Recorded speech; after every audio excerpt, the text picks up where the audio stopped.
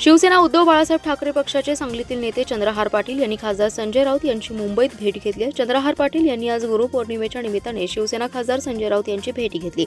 या भेटीनंतर चंद्रहार पाटील यांनी आगामी विधानसभा निवडणुकीबाबत विचारण्यात आलं असता आगामी विधानसभा निवडणुकीमध्ये शिवसेना ठाकरे गट सांगलीमधून 2 जागा लढवणार असल्याचं चंद्रहार पाटील यांनी म्हटलंय।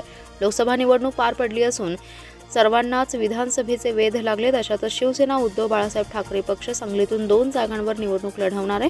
आज गुरुपौर्णिमा निमित्त चंद्रहार पाटील यांनी शिवसेना ठाकरे गटाचे खासदार संजय राऊत यांची भेट घेतली।